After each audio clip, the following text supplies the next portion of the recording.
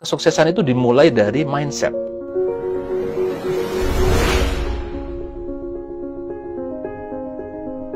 Pengusaha itu bekerja tidak untuk uang.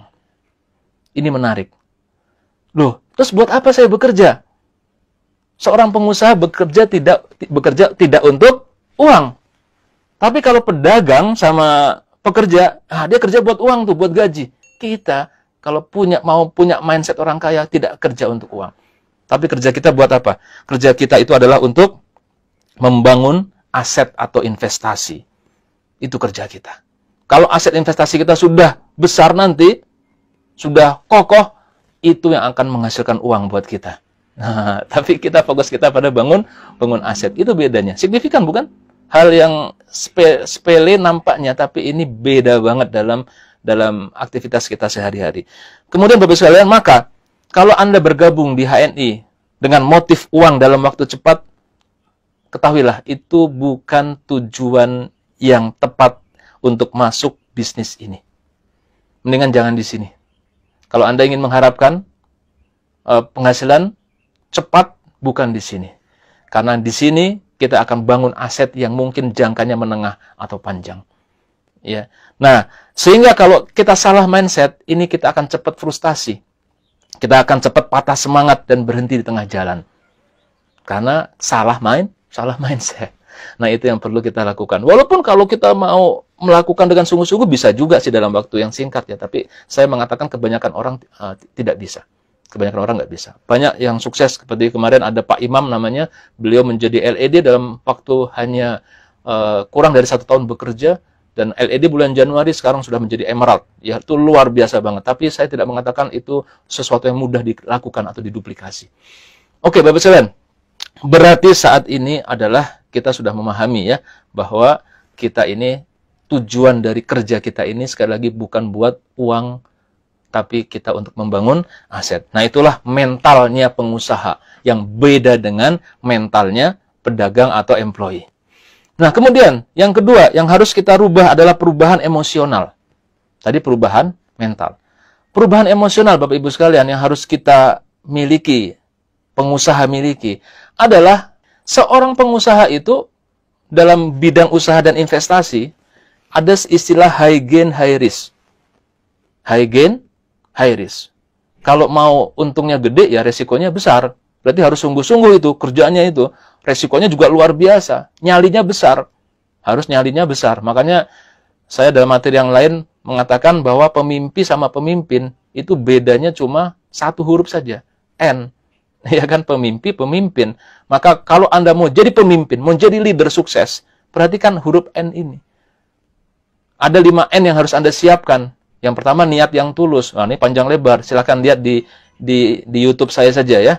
Niat yang lurus. Yang kedua adalah kita harus punya nilai moral yang tinggi. Saya ingatkan di sini, kita punya cita-cita yang tinggi, menjadi orang yang sukses. Jangan kotori langkah-langkah kita dengan kecurangan. Percayalah. Itu bisa jadi menunjukkan Allah melihat kita nggak pantas jadi orang kaya. Baru sekarang aja udah curang.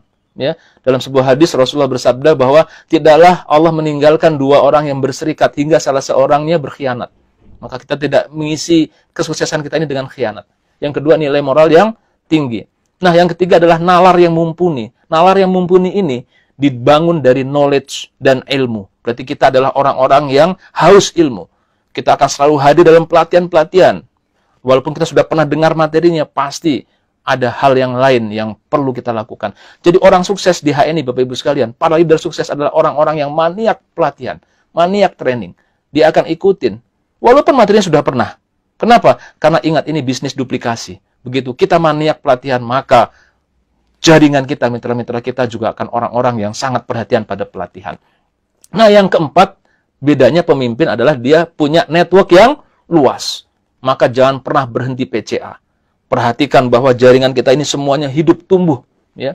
Nanti kita akan pantau, para LED dipantau, mana-mana yang omsetnya itu di bawah rata-rata. Nah, kita pun juga memantau grup-grup kita di bawah, mana yang tadinya semangat kok kurang, kita deketin. Nah, network yang luas, jangan pernah berhenti PCA. Karena nggak mungkin jadi pemimpin kalau dia tidak memiliki pengikut yang banyak, nggak mungkin. Nah, yang kelima, ini yang kelima yang berkaitan dengan materi ini. N yang kelima adalah nyali. Nah, Bapak Ibu sekalian, maka pengusaha itu adalah risk taker. Dia berani untuk menanggung resiko. Sedangkan tadi pedagang atau pegawai, dia adalah tidak mau, dia adalah safety player. Rata-rata begitu sifatnya. Sehingga seorang pengusaha adalah orang-orang yang tidak pernah takut gagal, Bapak Ibu. Ini penting banget. Bedanya pengusaha sama pedagang dan employee adalah pengusaha sukses super kaya, orang-orang yang tidak pernah takut gagal. Karena dia menyadari dalam dunia yang nyata adalah orang yang sukses itu adalah orang yang melakukan kesalahan terbanyak. Jadi suatu ketika pemain basket, siapa namanya yang paling terkenal itu? Dalam sebuah gathering pemain basket, dia mengatakan bahwa Bapak Ibu sekalian, para pemain basket, siapa yang di antara Anda yang pernah gagal main dan kalah 5 kali? Banyak yang nunjuk, ya kan?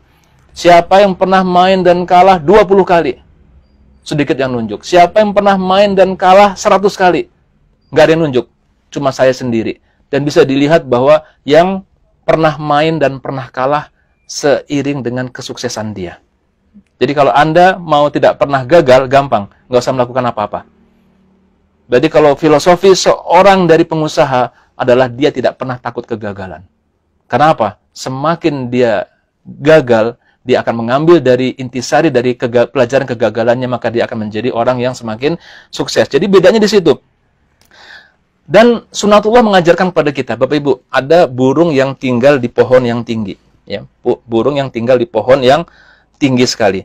Kemudian dia mentas, ada anak burungnya sudah keluar dari telur, dan dia tumbuh, lama-lama rambutnya, bulunya keluar, dan tibalah saat dia untuk belajar terbang. Sarangnya di ketinggian. Coba lihat. Dia akan melihat ke bawah. Yang dilihat adalah kedalaman yang sangat luar biasa. Yang kalau dia itu terjun dan tidak bisa terbang, dia akan mati. Sekarang pertanyaan saya. Kalau si anak burung tadi takut, dia tidak berani untuk ngambil resiko, dia terus diam di sarang saja, apa yang terjadi? Dia akan selamanya tinggal di sarang tersebut. Dia tidak akan menjadi orang yang bisa sukses, burung yang sukses terbang. Maka apa yang dia lakukan? Lihat, dia berani ngambil resiko. Dia terjun dari ketinggian, kemudian dia kepakan sayapnya. Dia belum pernah mengepakkan sayap. Dia kepakan sayap dan dia jatuh. Terus dia kepakan, kemudian lama-lama bertahan dan dia bisa terbang. Ini sunatullah yang mengajarkan kepada kita, Bapak Ibu sekalian, bahwa memang binatang pun, siapapun diajarkan untuk melakukan kesalahan. Bapak Ibu, kalau naik sepeda, belajar naik sepeda dahulu. Sampai nabrak nyebur got nggak? Pasti. Lecet nggak? Pasti. Kalau Anda nggak mau nabrak, nggak mau nyebur got, nggak mau lecet, nggak usah belajar naik sepeda. Selamanya Anda nggak akan bisa naik sepeda. Ayo, ada nggak di sini yang nggak bisa naik sepeda? Ada pasti ya. Itu kebanyakan sebabnya apa? Takut nggak mau belajar, takut nabrak. Tapi ketika dia nabrak, nyebur got, palanya benjol, lecet, biasa itu.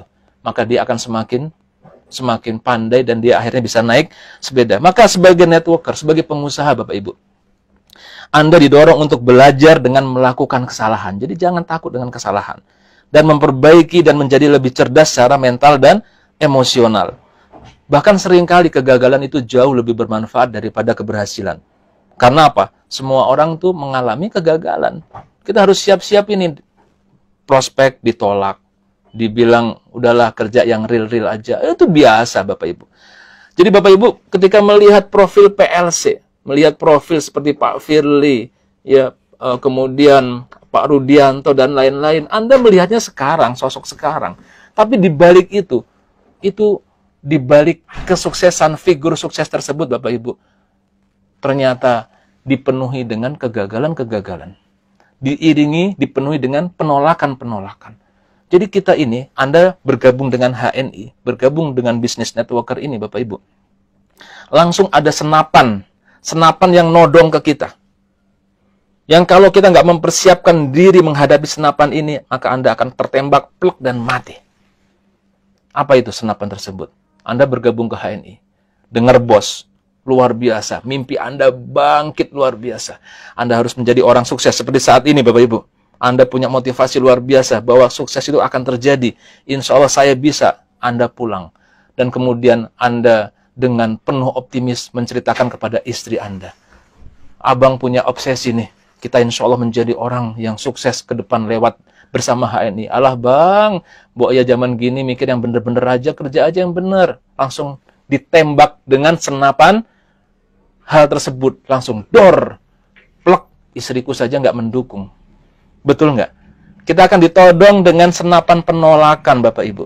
Tapi kalau Anda sudah dibekali hal ini, Anda akan sadar, wah ini berarti juga yang dialami oleh Pak Firly, Pak Wisnu, oleh Pak Rudianto, oleh Pak Iwan Setiawan, oleh semua orang-orang sukses yang ada di HNI.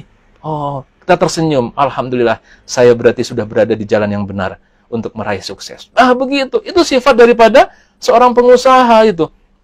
Seorang networker yang sejati. Jadi, emosionalnya beda banget. Beda banget, Bapak Ibu. Sekarang Anda nggak perlu takut dengan penolakan.